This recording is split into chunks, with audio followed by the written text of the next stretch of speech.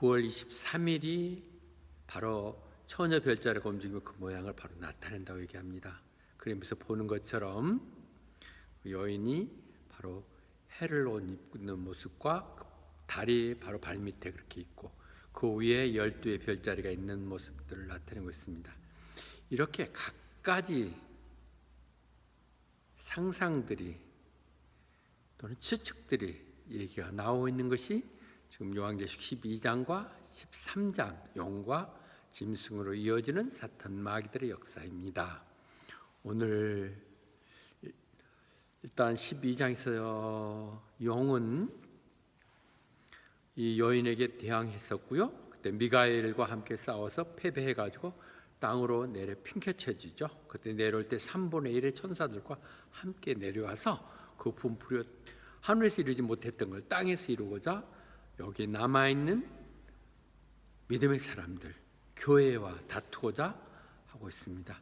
그래서 오늘 1장 시작은 그 용이 바닷가에 있을 때 바다로부터 한 짐승이 올라오는 모습으로 시작되고 있습니다. 그 짐승은 10개의 뿔을 가지고 있었고 7개의 머리에 또 그 뿔에는 10개의 왕관들이 씌어서 있는데 그 왕관마다 하나님의 비난하고 비평하는 신성 모독의 얘기들이 적혀 있었다고 말씀합니다. 그리고 그 모양은 보니까 표범을 닮았는데 발은 마치 곰과 같이 생겼고 입에는 사자처럼 생겼었으며 그에게 그 용이 모든 능력과 그 권자와 권위를 주었다고 얘기합니다. 마치 그림에서 본다면 이런 모양이 되겠죠. 상상의 동물, 실질적으로 볼 수 없는 그런 그림들이 보여지고 있습니다. 그런데 그 중에 한 머리가 몹시 상처를 입어서 죽게 됐는데 그게 기적적으로 살아났다는 것이죠. 그래서 그를 보던 사람들이 깜짝 놀라면서 그를 따르기 시작했다고 말씀합니다. 우리는 데살로니가 후서 2장 9절에서 이미 언급됐었죠. 로울레스, 이것이 엔티크라이스트 같은 의미죠. 적 그리스도가 나타날 때는 사탄의 일을 하게 되는데 그때 놀라운 거짓 어떤 기적 같은 거, 표적 또는 것을 나타낸다고 얘기했고 그 사실들이 나타나고 있음을 보여주고 있습니다. 그래서 많은 사람들이 그 용을 숭배하게 되는데요. 그런 이유는 그가 죽었던 짐승도 살렸다는 그 능력자라는 것들 때문에 그렇게 되는 것이죠. 그러면서 그들이 얘기하죠. 이 같은 짐승이 어디 있겠느냐, 누가 이를 대적하리요? 하면서 힘의 논리에 따라서 그를 경배하고 숭상하며 따르기 시작했다고 얘기합니다. 힘의 논리가 펼쳐지고 있는 것이죠. 그리고 그 용은 또 짐승은 경배받기를 원하는 것이죠. 사탄 마귀도 경배받기를 마찬가지 원해요. 우리 하나님께서 우리들의 경배를 받기를 원하듯이 사탄도 그렇죠. 예수 그리스도께서 광야에서 시험을 받을 때 사탄이 높은 산으로 데려가서 모든 걸 보여주면서 네가 나를 한 번만 엎드려서 절하고 나를 경배하면 이 모든 걸 주겠다고 얘기하죠. 그때 주님 말씀하시죠. 사탄아 물러가라. 나는 오직 하나님만 섬기겠다고요. 그는 전쟁을 할 수 있는 힘을 부여받죠. 그래가지고 성도들을 공격하고 성도들을 제압하고 성도들을 무찌릅니다. 그래서 모든 이 땅에 사는 주민들이 결국은 그 짐승을 따르게 되고요. 그런데 그 모든 걸 따르는 중에서 예외가 있었습니다. 그는 창세부터 어린 양의 생명책에 기록된 사람들은 따르지 않았다고 얘기합니다. 모두가 따르지만 주님의 생명책에 기록된 사람만이 따르지 않았다고 얘기합니다. 그런데 여기서 보면 from the creation이라고 했습니다. 태초부터. 주님이 태초부터는 아니시잖아요. 그럼에도 불구하고 그것은 하나님의 역사상에 이 땅에 창조를 하실 때 계획성이 들어있었다는 것이죠. 주님이 갑자기 한 우연한 사건으로 해서 이루어진 것이 아니라 하나님의 계획 가운데 일어났던 것이라고 얘기합니다. 그래서 베드로 전서 1장 20절은 얘기하죠. 이 주님은 창세 전부터 이미 선택돼서 그렇게 하기로 결정됐던 것이다. 그러나 드디어 때가 참에 따라서 우리를 위해서 for your sake 우리를 위해서 이 땅에 십자가로 돌아가시고 그 하나님의 역사를 보여주는 것이라고 말씀하고 계십니다. 그 일이 쉬운 건 아니죠. 그래서 10절은 이렇게 얘기하죠. 그렇게 슬쩍 따르지 않기 때문에 경배하지 않는 일로 인해서 너희들이 포로로 잡혀가야 된다면 그냥 잡혀가라. 그리고 너희들이 죽어야 될 입장이 된다면 그냥 죽어라. 그것들 때문에 this call for patient endurance 그것들 때문에 너희들이 참고 기다리라는 믿음을 주신 것이고 죽도록 충성하라고 얘기한 것이라고 얘기합니다. 성도들에게 끌려가고 죽음도 당하면서 모든 손해나 어려움들, 압박들을 다 견뎌내라고 말씀하고 계십니다. 이 부분은 우리가 6장을 이렇게 나눌 때 그 제단에 있는 순교자들이 주님을 향해 대주제여 언제까지 우리가 기다려야 됩니까? 하고 말씀했을 때 답을 하실 때 그렇게 얘기했죠. 조금만 더 기다리라고. 언제까지요? 앞으로도 더 너희 동료들 중에서 너희와 뜻을 같이 하는 사람 중에서 몇 사람이 더 죽어서 그 수요가 채워질 때까지는 그래서 그것이 하나님의 계획이 완전히 완성될 때까지 기다리라고 얘기하십니다. 죽으라고 말씀하십니다. 이루하시는 말씀이 아니라는 것이죠. 이 부분에 답답하고 안타까운 마음인데 히브리서 11장의 위대한 믿음의 사람들의 마지막 부분에서 이렇게 얘기하죠. 그들은 정말 더 큰 것, 놀라운 것, 부안의 신앙들 때문에 모든 고난들을 견뎌내며 한 번만 부인하면 나갈 수 있는데도 그대로 주저앉았다고 했죠. 그래서 그들은 돌로 얻어 터지고 또 톱으로 썰어져 두 동강이나 죽기도 하고 무기로 온갖 무기로 해서 죽음도 당하고 그렇다고 얘기합니다. 그럼에도 불구하고 그들은 그대로 견뎠기 때문에 38절은 얘기합니다. 세상이 감당할 수 없는 사람. The word was not worthy of them. 죽겠다고 다짐한 사람 세상 감당하지 못하죠. 우리가 살려고 생각하기 때문에 옹색스럽고 비굴하게 행동하는 것이고 주저하는 것이죠. 주님을 위해서는 내가 죽어도 좋다는 바울 사도 같은 믿음가 있을 때 하나님이 소명 있는 동안까지 살게 하시고 또 죽어도 그것이 더 유익하다고 생각하는 고백 가운데 할 때 세상이 함부로 어떻게 감당하지 못하죠. 죽자고 덤비는 자 어떻게 못하잖아요. 그런데 그 얘기들이 39절은 얘기해요. 이것들이 바로 너희들을 그것을 위한 믿음이라고 얘기합니다. Command for their faith. 그들을 그 일을 하기 위해서 불러냈고 그런 믿음 가운데 살도록 하신 것이다. 그래서 그들은 약속을 가진 자들이고 그렇게 삶을 해 하나님께 소원을 가졌었는데 아직 그들이 갖지 못했다고 얘기합니다. 그러면서 위대한 우리 희생을 우리 헌신들을 요구하는 장이 30절에서 얘기하죠. 하나님께서는 더 좋은 놀라운 something better 플랜을 갖고 있다고 얘기하십니다. 그 플랜은 무엇이냐고요? 우리들이 동참으로 하여 함께 이루어서 완성시키고자 한다는 것이죠. 우리의 믿음의 선배들이 피 흘리며 이뤘던 그 터전 위에 우리들의 헌신과 우리 노력들이 함께함으로 인하여 하나님의 구원의 역사가 언제나 이루어지게 하는 것이죠. 우리의 희생, 헌신, 죽음까지도 요구하고 있습니다. 요한계시록을 점하면서 우리는 너무도 값싼 은혜에 값단 구원에 쌓여 있는 것인데 그건 절대적인 우리 헌신과 우리의 수고를 또는 목숨까지도 요구하고 있다는 것입니다.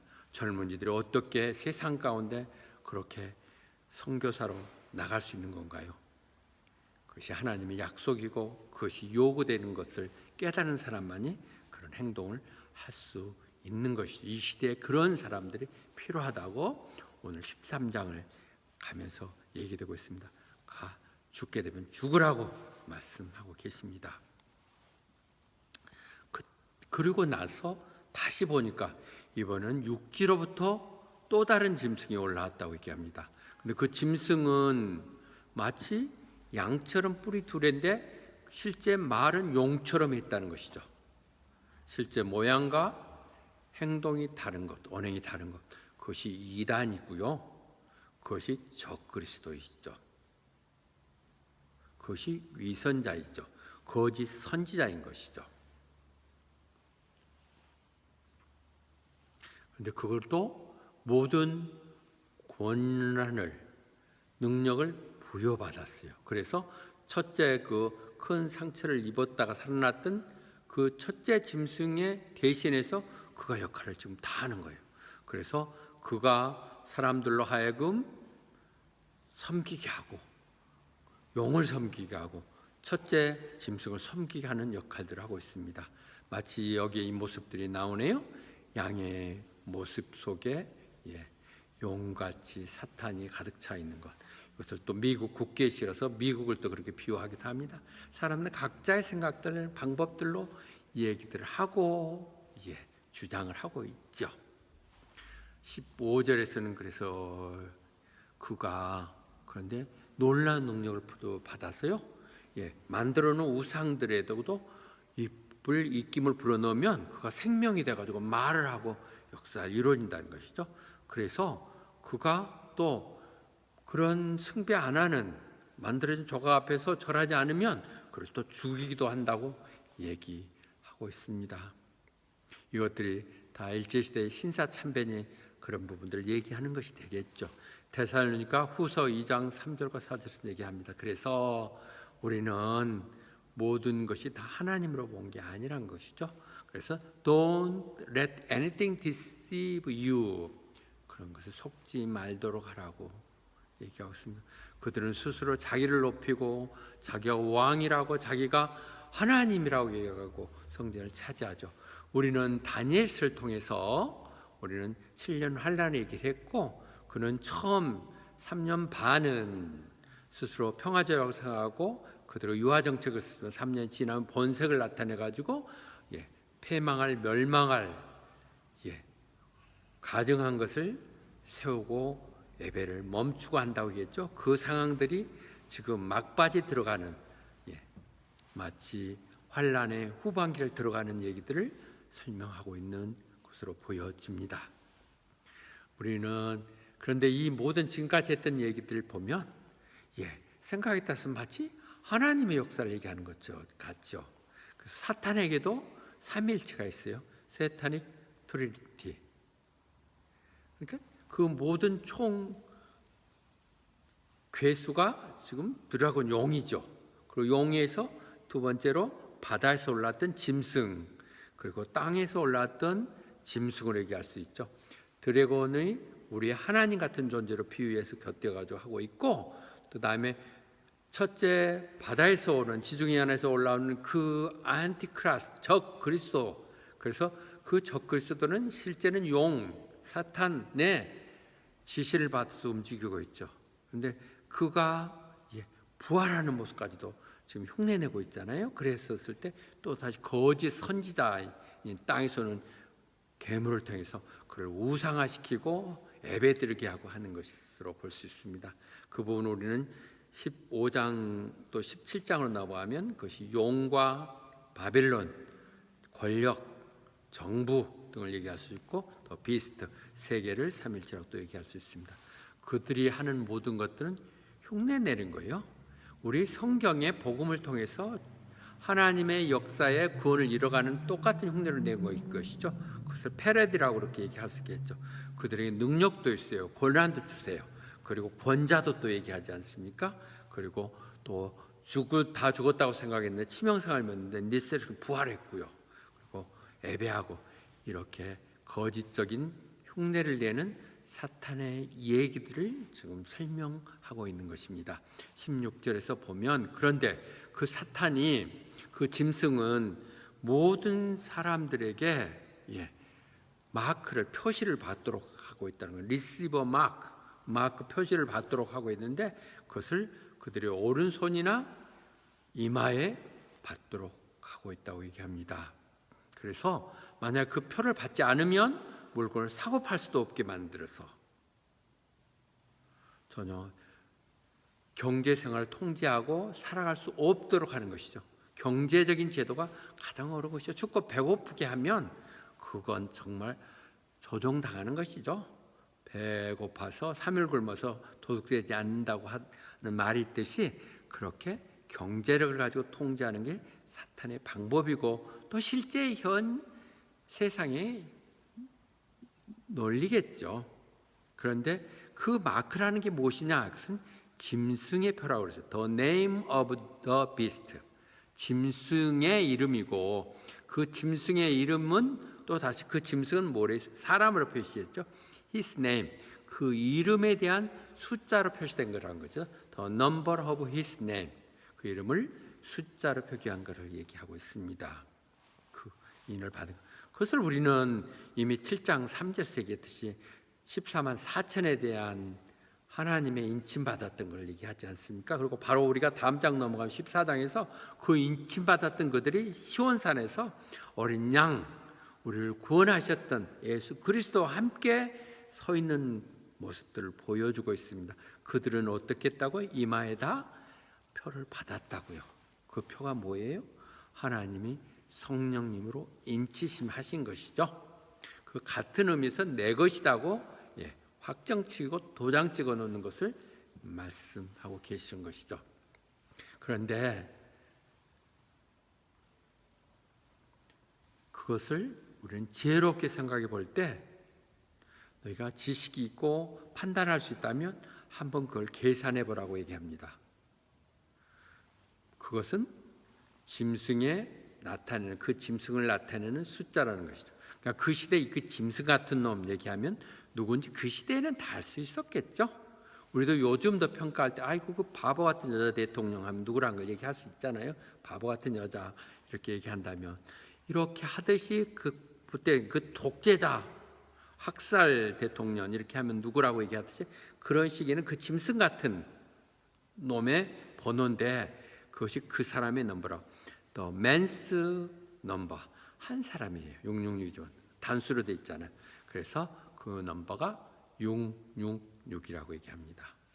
여러분들이 관심을 갖는 666을 속 시원하게 설명해 주기를 기대하겠지만 제가 정직하게 답변이 됩니다. 저 모릅니다. 세상에 아무도 아는 사람 없습니다. 안다고 얘기하면 그것은 잘못된 것입니다. 하나님이 말씀하시지 않으셨잖아요. 짐승이라.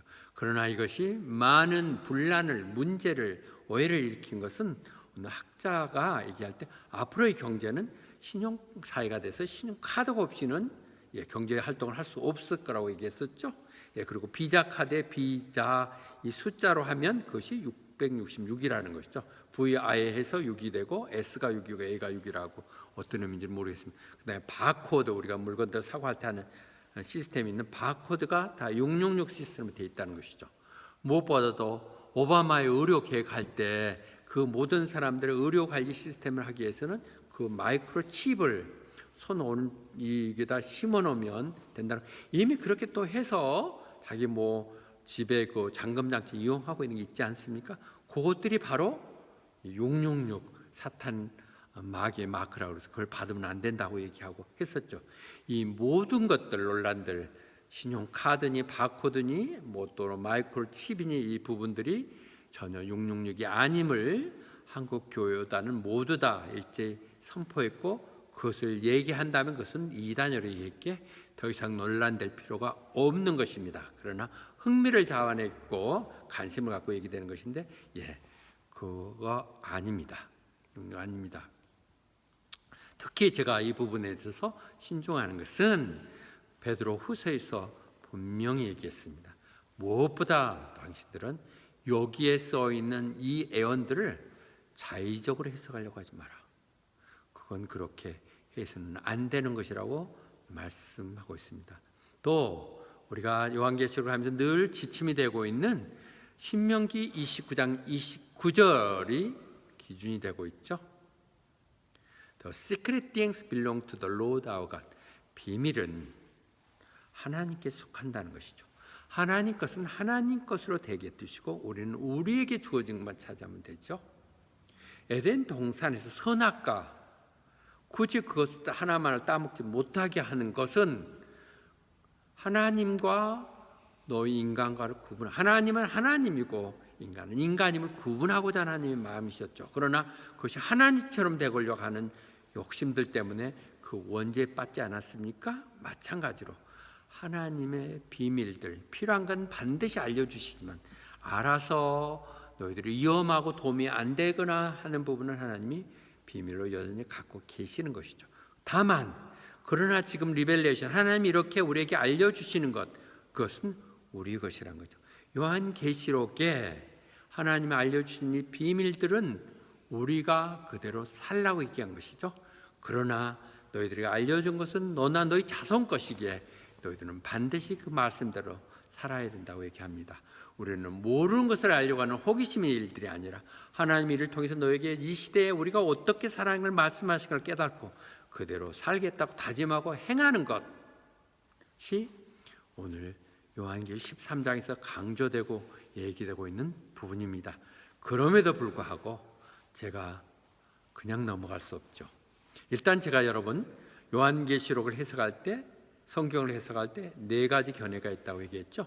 네 가지 견해를 통해서 다시 한번 정리해 보겠습니다. 프레테스트리티 뷰라는 것은 이미 완성이 됐다고 얘기하는 것이죠. 이 요한계시록을 작성할 당시에 사도 요한 그 시대에 이미 이루어졌던 걸 기록한 것이라고 말하는 것이 프레테스트리티거든요.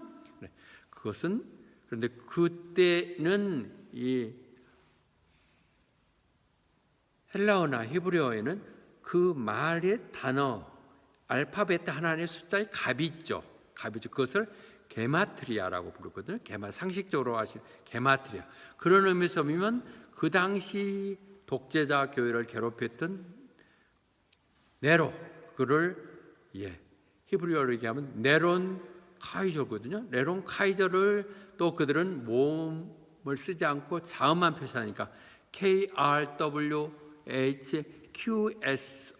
했을 때 숫자 값으로 보면 그 각각의 숫자가 50, 206, 60, 100, 60, 200에서 666이 돼서 네로라고 얘기하는 것이죠. 당연히 그 당시엔 네로 그 당시는 였을 것이고 또 그를 합리화시키기 위해서 그 말을 히브리어로 바꿔가지고 또 모음으로 값을 해서 만든 것이죠. 그러니까 상당히 게마트리온이 인위적으로 여기저기 짜맞춰서 이루어진 것이기에 꼭 그렇게 우리가 맞는 논리라고 얘기하기 어려운 부분이 있습니다. 히스토리시티 뷰는 역사적인 관점에서 보는 것이죠.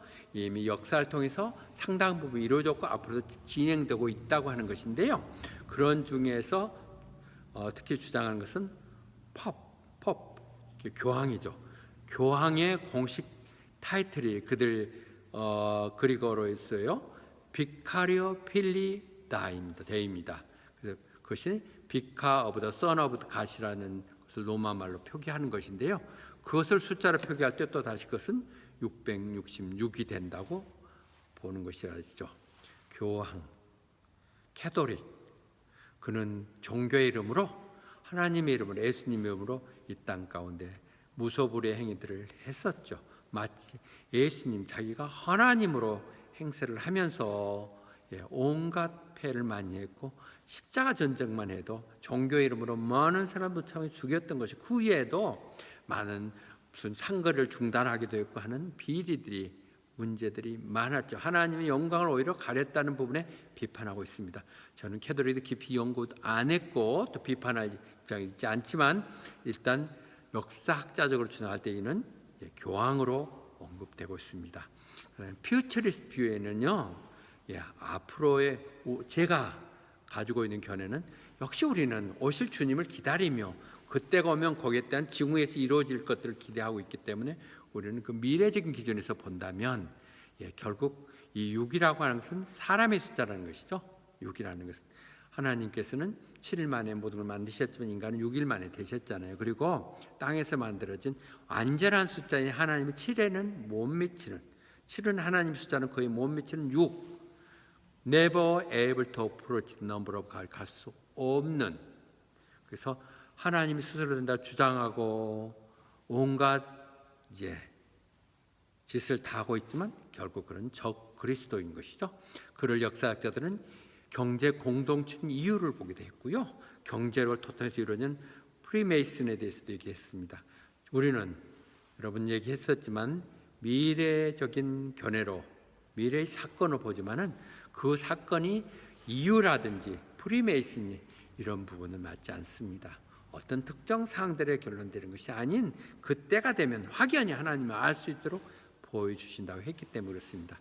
그다음 이상적인 아이들 상징적인 견해로 보는 것에도요, 미래적인 것과 상당히 일치되는 부분인데 666이라고 하는 것은 결국은 7에는 못 미치는 7에 갈 수 없는 완전히 이룰지 못하는 부족함들이라는 것이죠.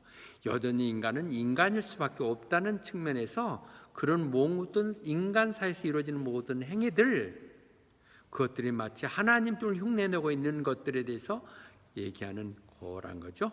그런데 그들이 왜 임하여야 하느냐 하는 것은 우리의 모든 생각들 또는 우리의 마음들 또 우리의 철학들이 다 마음이 우리 미간 머리를 통해서 난다는 것이죠. 우리의 표정들이 포커페이스처럼 표정 관리를 할 수가 어렵죠. 희비의 오락이 늘 금방 찡그러지기도 하고 기쁘다 하죠. 정말 안전한 우리가 예수님으로서 인치받았고 진정한 사랑이 내 마음에 넘친다면 그 사랑이 늘 내 가운데 미소로 아름다운 사랑으로 넘쳐나야 되는 것이죠. 그래서 그것이 표지가 되는 것이죠.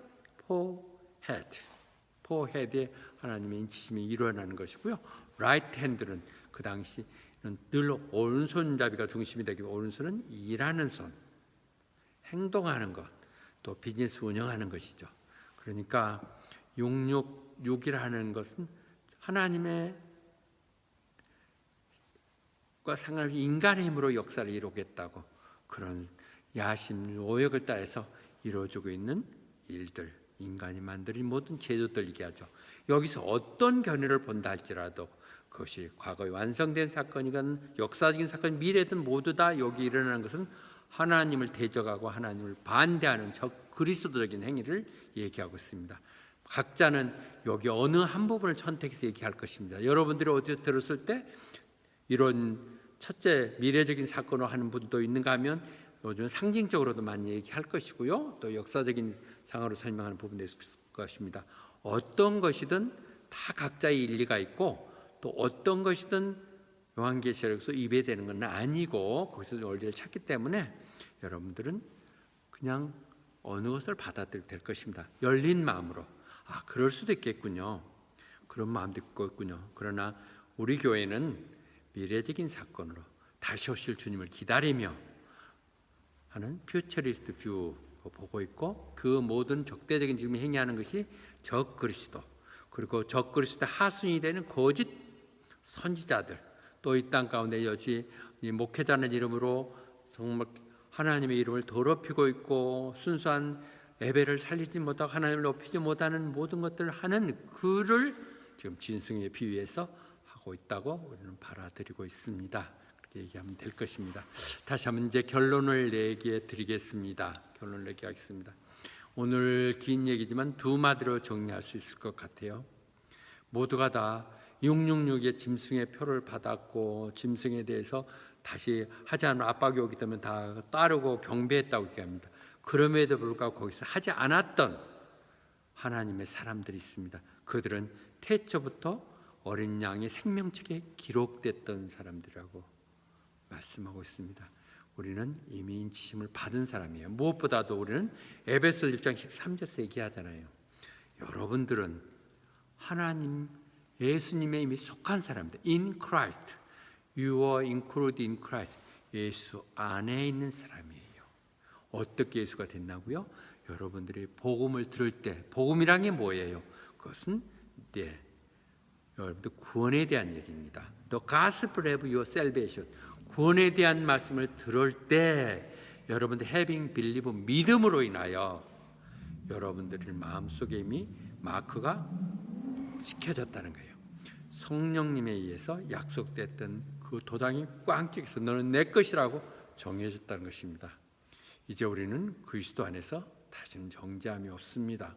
성령님의 그 생명의 법이 우리가 죄악이나 죽음의 법으로부터 다 해방시켰다고 이미 결론을 내고 있는 것이거든요. 그러니까 우리는 이 13장을 보면서 666이라는 숫자에 연연하고 거기에 두려운 마음을 가질 아무런 이유가 없습니다. 어떻게 설명해도 우리는 그냥 구경 한 번 하는 정도의 가벼운 마음으로 들을 수 있을 것입니다. 두 번째로 그렇게 하는 것이 결코 쉽지는 않는다는 것이요. 신앙의 절개를 지킨다는 것 또는 세상이 모두 다 경제력이 지배되고 그렇게 하지 않으면 다 손해보는 거. 눈 한 번만 감으면 내가 편해질 수 있고 어쩜 일확천금도 할 수 있는 가운데서도 그렇게 그들의 연연하지 않는 절개를 지킨다는 것 힘든 것이죠. 그들과 함께 패거리를 안 하고 같이 이루어지지 않을 때 우리들은 어쩌면 무고죄로서 끌려갈 수도 있고 또 심지어는 죽음을 당할 수도 있을 것이라는 거죠. 그런데 뭐라고 십정을 얘기했다고요? 끌려가게 되면 끌려가라. 죽게 되면 죽어라고 말씀하고 있습니다. 우리는 늘 믿음 가운데서 축복을 얘기했고 특히 우리는 삼중 축복을 얘기했습니다. 그러나 하나님 뜻대로 살아가는 부분입니다. 하나님이 이것도 고난도 축복이라는 얘기를 했었을 때 삼중 축복의 의미는 그래서 살아날 수 있는 것이죠. 그런데 특히 이 말씀, 주를 믿고 또 하나님의 나라를 이 땅에 교회를 세워나간다는 게 얼마나 힘든 건가 하는 부분들은 골로새서 얘기하던 바울의 신앙으로 정리될 수 있을 것 같아요. 내가 아직 여러분들 위해서 이렇게 고통받는 것 내 기쁨입니다. 여러분들이 어려운 가운데 있을 때도 함께 그들과 고통을 나누며 또 여러분들과 함께 이렇게 모아서 예배를 드리고 시도 때도 없이 모여서 함께 기도하고 나누는 것. 호주 사람들을 보면 저희들은 못하는 거야 하는 것처럼 날마다 금요 예배로 모이고 수요 예배로 모이고 또 아침마다 새벽 예배로 모이는 이런 모습들을 보면서 그들은 이상히 생각하지만 우리는 그것이 괴로움이 아니라 즐거움이라는 거죠. I rejoice in how I suffer. 왜냐하면 주님께서 이 교회를 세우기 위해서 스스로 십자가에 못 박혀서 죽으시고 다 완성하지 못한 상태에서 우리에게 그를 맡기고 가신 그 일을 완성시키기 위해서 내가 몸으로 떼운다고 하는 것이 얼마나 영광스러운가를 얘기합니다. 하나님 믿고 신앙생활 한다는 것, 어린 초보자들에게는 달콤한 사탕이 주어질지는 몰라도 믿음 그 다음에 이루어진 것은 우리의 피와 땀과 눈물들을 요구합니다. 내 몸으로 봉사하는 것을 요구하고 있습니다. 오늘 13장의 두 짐승의 얘기가 무거운 주제로 되지만 우리들에게는 다시 한번 14장이 기다리고 있죠. 하나님이 이루실 그 새로운 하늘과 새 땅의 그 역사들이 보여질 것입니다.